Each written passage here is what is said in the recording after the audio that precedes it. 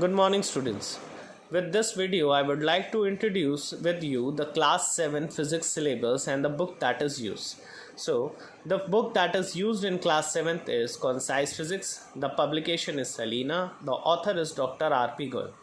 Your syllabus is Chapter 1 Physical Quantities and Measurement, Chapter 2 Motion, Chapter 3 Energy, Chapter 4 Light Energy, Chapter 5 Heat, Chapter 6 Sound, Chapter 7 Electricity and Magnetism. So let's start. Students, in the previous video I have already taught you about the physical quantities and measurement, the unit, and some physical quantity such as length, mass, time, temperature, volume, density and speed.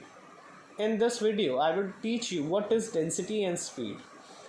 In the previous one I have already taught you what is length, the definition, the mass and its definition with unit, time, its definition and unit, temperature and its definition with unit, volume and its definition with unit, and relationship between meter cube and centimeter cube.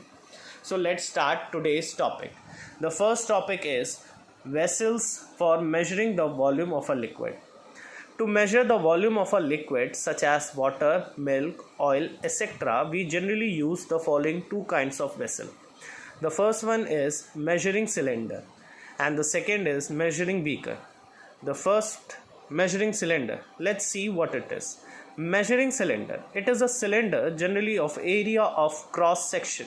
Students, the cross section means the round area of this cylinder is 10 centimeter square, made up of either glass or plastic. As you can see, this can either be of glass or either can be it is of plastic, and it is also having a uniform shape.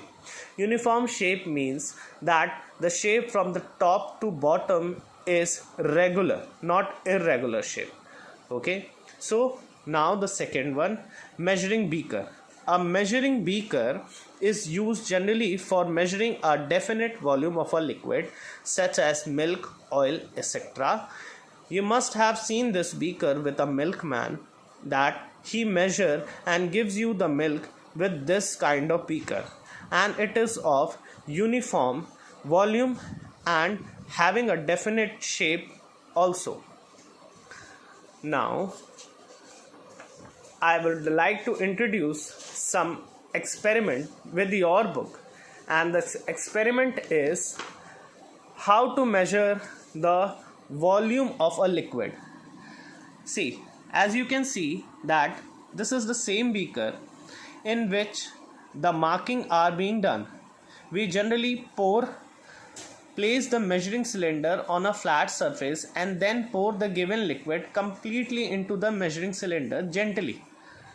We will pour the liquid so that it may not fall down. Then allow that liquid to wait till the liquid becomes stationary in the cylinder. You will notice that the meniscus upper surface, that is, see, the meniscus is this. The curved shape that you are seeing it. So liquid is curved when the liquid becomes stationary. Read the level of a liquid in the measuring cylinder by keeping your eye horizontally. See, as you are seeing it, that the person is keeping the eye horizontally and there are two meniscus that is being made over here. You have to read the downward meniscus, which is the accurate reading of the liquid. Now the next topic is measuring the volume of a regular object. The volume of a regular object is measured by finding its three dimension, that is length, breadth, height or radius, and then using the following relation. See, there are simply some formulas for measuring the regular object. The first one is cube. I have made this diagram of a cube. The formula of this cube is one side cube. That means this cube is having a same side. For example, I have written over 3, then this side will also be 3 and this side will also be 3. So the cube of 3 is 27. Now let's see what is the cuboid. length into breadth into height. The cuboid is this. It is a three-dimension figure of a rectangle.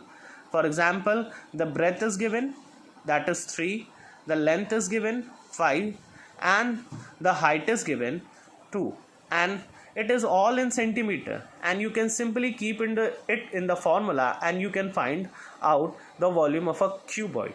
Now the volume of a sphere, that is 4 pi by 3 into radius cube. See, the pi is having a value of 3.14, and here you can see the sphere. The half of the sphere is called the radius of the sphere.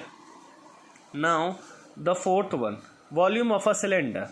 The formula of volume of a cylinder is pi. The value that I have already told you of pi is 3.14. Then the radius is square into height. See, the cylinder is this, and the radius you can measure from here is the half of this curved surface area, and the height you can keep it in the formula and you can easily find out the answer. Now the volume of a cone. Cone is having a formula pi by 3 into radius square into height.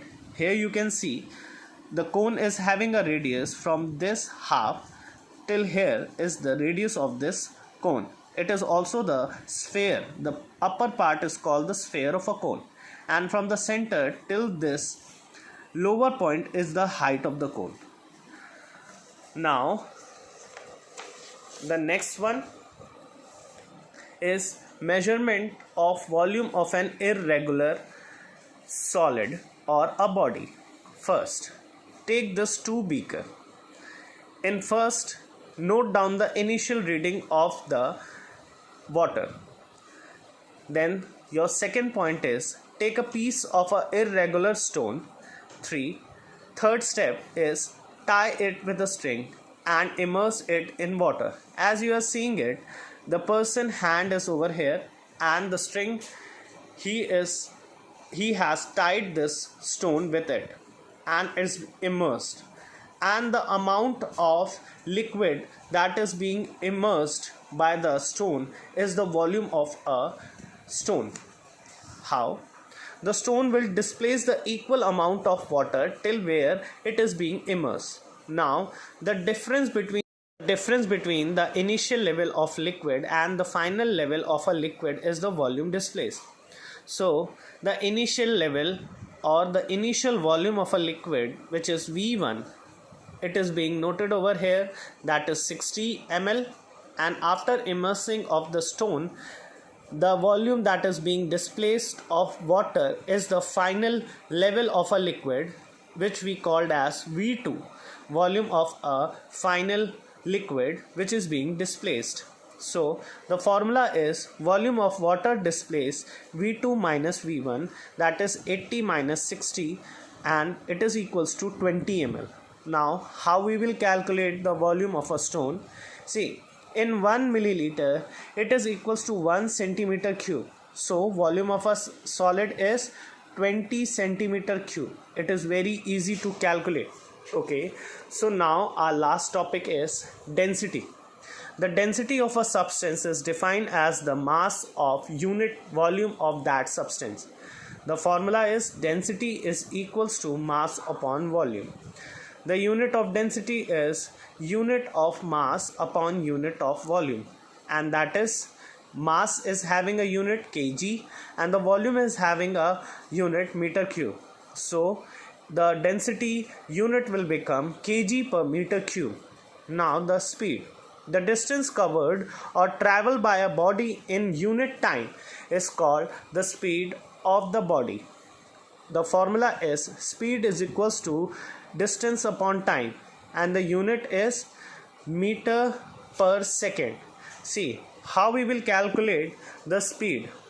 The speed is the total distance covered or traveled by a body. For example, this is a person.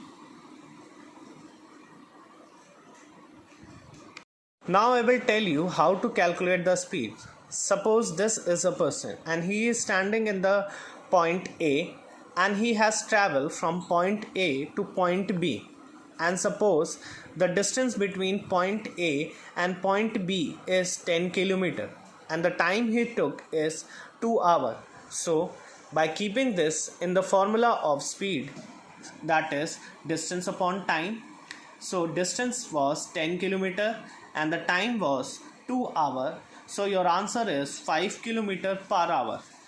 If the unit was in meter and the time was in seconds, so the unit would have come meter per second. So now your chapter 1 has been completed. I will provide you some assignment along with the numerical. If you will face any difficulty in solving the numerical, just comment me in my video. Thank you.